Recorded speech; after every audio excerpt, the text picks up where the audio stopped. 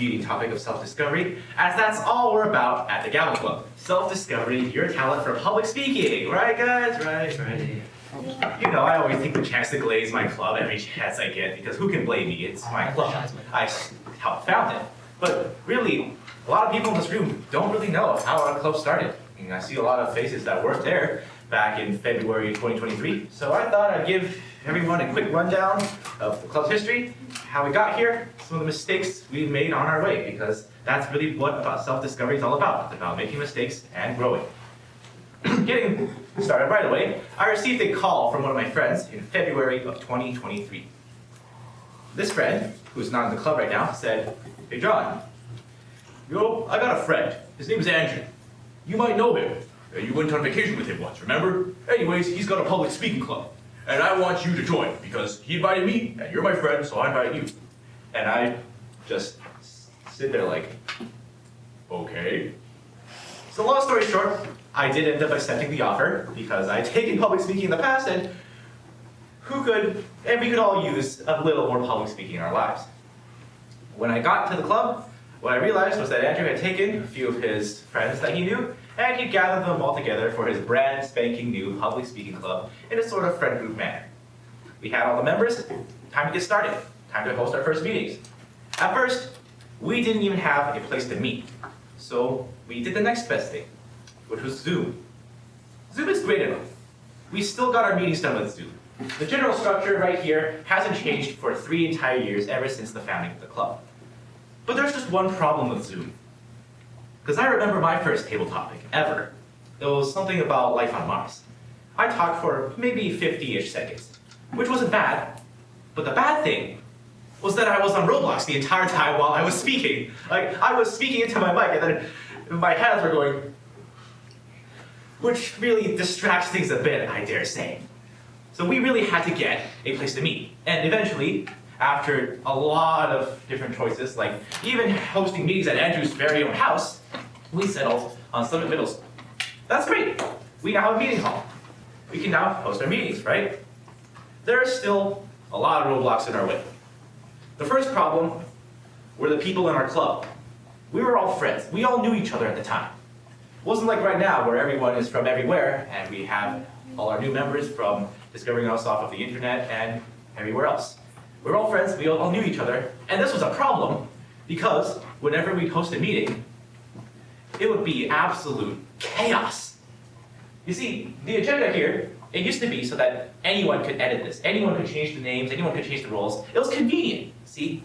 But the problem was that there was nothing stopping you from just going in, changing someone's name to someone goofy, and then laughing about it, and then that person would have to change your name to get back at you, and then the meetings would just spiral all out of control, and then eventually, we're 20 minutes over time.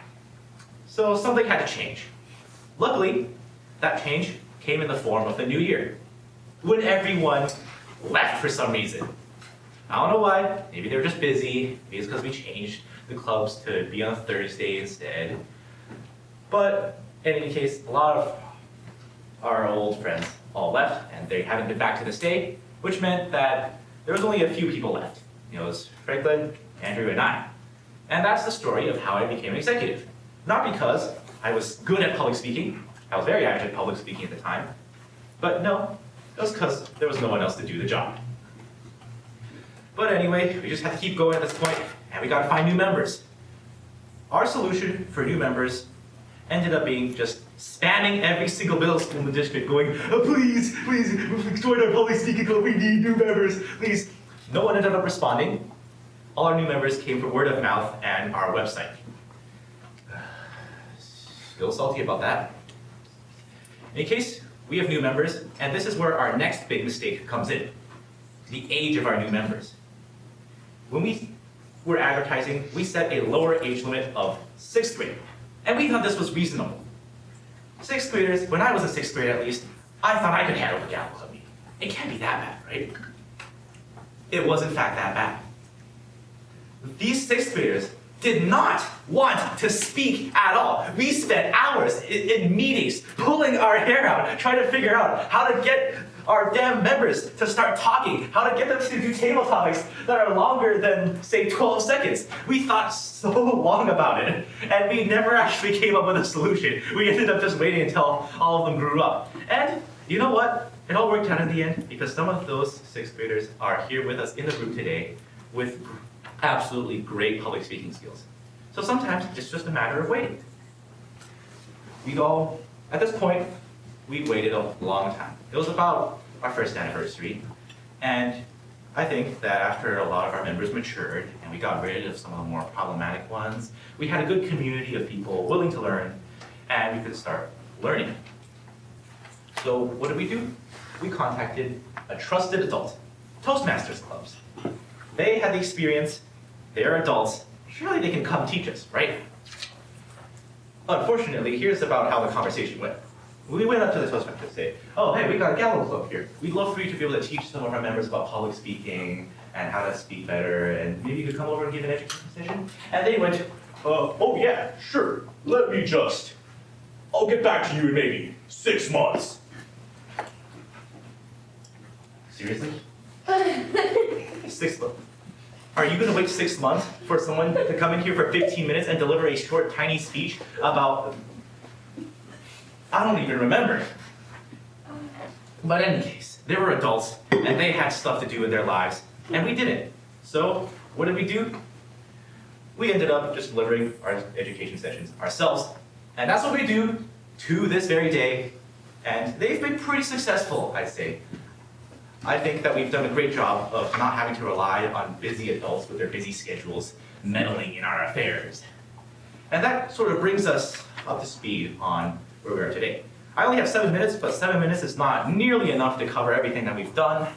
I haven't covered exactly why the club's so obsessed with inside jokes, but it was a bit of a mixture of chaotic friends and all that. And I haven't talked about some of our even bigger failures, including debate and a couple of other things that we did that caused the executive team many a headache in meetings. But I say that we're at a pretty good situation now in life. We're up to speed, and you now know why we're here and why we're qualified to teach you, because we've been through that all ourselves. Thank you, everyone. Back to you, Toastmasters.